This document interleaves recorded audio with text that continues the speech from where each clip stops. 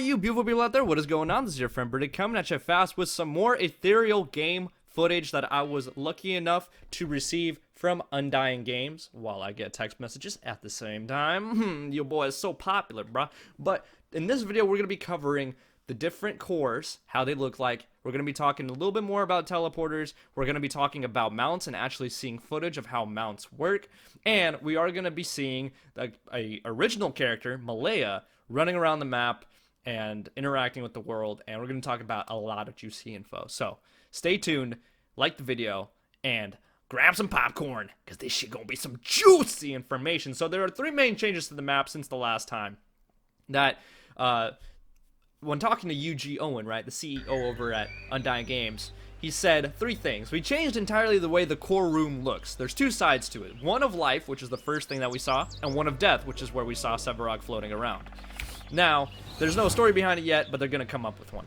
Number two, we changed the pillars and the assets in the jungle camps to match better the high detailed quality of our environment. So they're working on transferring the epic assets to their assets by making the environment look a little bit more like what their assets are going to look like. So they're in that transitionary phase. And number three, their light mass importance, ambient occlusion fog incorporation, and post-process volume has been fixed to give that awesome quality we were looking for in the map. So ambient fog, bright light striking different pieces and shadows hitting on different locations differently, all that kind of stuff, just making the map even prettier. So that's really nice. Now here is Malaya. She is going to be a Reaper, confirmed.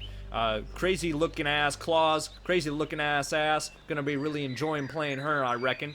Now, the shaders are just the same as they were in Paragon, so very similar Paragon vibes from this character. However, they will be feeling a bit more kind of like out of Final Fantasy, because a lot of these characters are going to be pretty damn crazy, inspired by mythology and stuff like that.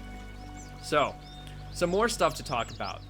In the footage, there's Malaya right there, but there's no abilities, camp mechanics, minions, or towers. However, everything is working. So don't you guys worry. All that stuff is working. They're just not showing it just quite yet. You know, leaving some teasers out there for a later date to show a bit more progress. Right now, we're kind of just still focused on the map and the other parts that we have yet to see.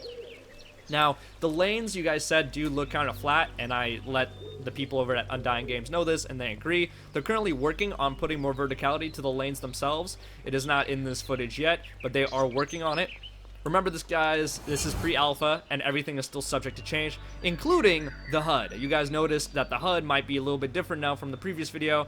That's because they're throwing around different ideas for HUDs in every single one of their game footages, so the community can give feedback and see which one they prefer the most. So let me know what you guys think about the HUD in this version. I like it a lot. I actually like it more than the first version, so I think really good stuff. So here we get to the death core, right here, the death core.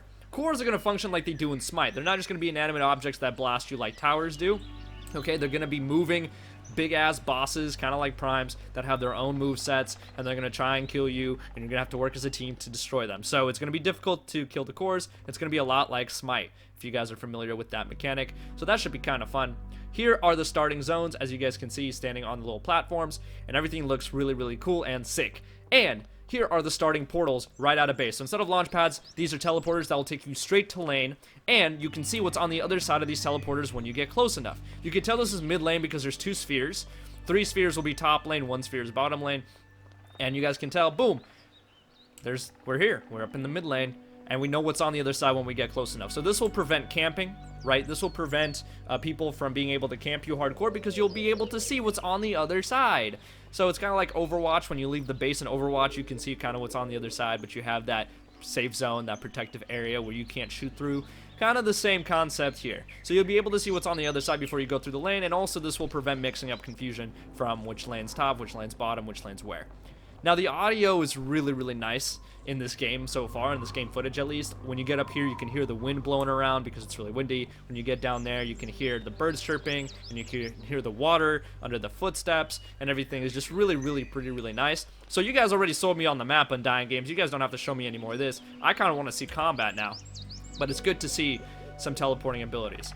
So here we could see her actually jumping on top of a mount. So let's talk about mounts. Mounts are basically kind of like the new travel mode. Okay, there's no more rooting. When you get hit while on a mount, you're just gonna kind of jump off of it because you can't use a mount in combat. But this will help you run around the map and the lanes quicker. This will help you go from camp to camp quicker, and mounts will be fully customizable. You can change the color of your initial horse. Everybody's gonna have the same horse on startup, but eventually with microtransactions you'll be able to purchase different kinds of mounts, maybe like saber-tooth tigers, rhinos, other mythical creatures. How dope would it be to run around on top of a blue saber-tooth cat like my mascot, right? That'd be so fucking sick. I would totally pay money for that, to be honest. But they just wanted to create a kind of a unique way of transportation, so mounts are pretty fun, and they're gonna make the mounts feel like actual mounts. Right now this is very pre-alpha, but they want to make mounts feel like mounts, kind of like Witcher 3 horse physics, for example. They want to make it feel like you're actually riding on top of something and it's not just a moving object like in World of Warcraft where you just press W and you go forward. So that's pretty nice. That's another little unique twist to this game that they're trying to incorporate. We will see a screenshot later on of what mounts are supposed to look like in their final form. This is my final form, over 9,000. So this is still pre-alpha mount. This isn't how it's going to look like in the end. It's still going to look much more polished than this. So other things I've mentioned before, right, like in combat, like if you're fighting somebody on a lane and you're up high, you can take fall damage once you fall off that lane if you're in the middle of combat, once you're in the middle of combat. If you're not in the middle of combat, you don't take any fall damage. So there's going to be a lot of mobility in this game, which I really appreciate. I like that. I like having multiple options for mobility. Here we can see what the horse will look like in the final game, right? +1 for horse. Horso, good Horso. And now we're going to see what the life side, the life core looks like. It's going to be pretty cool. One more thing to note about mounts is that there's not going to be any winged mounts because they want the mounts to run. They only want the Sky Slayers to be able to fly.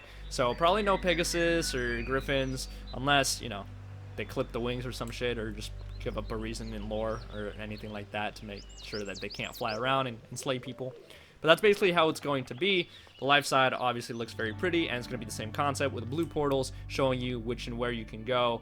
Top lane, middle lane, bottom lane, all that good stuff. So let me know what you guys think. I'm liking the progress. Can't wait to see some combat when that's good and ready. Want to see some of the abilities. Want to see some of the ways the characters interact with the environment. That'd be pretty cool. Want to see how towers do, how strong they are, how minions work, and all that kind of stuff. But for now, this looks pretty damn awesome. And thanks one more time to Undying Games for sharing this gameplay with me and letting me share with you guys. If you guys did enjoy, make sure you drop a like, comment, subscribe, all that good stuff. Remember, hit that notification bell if you have not already, and keep it locked to this channel for anything and everything Ethereal. Thank you so much for watching. As always, make sure to have a wonderful day.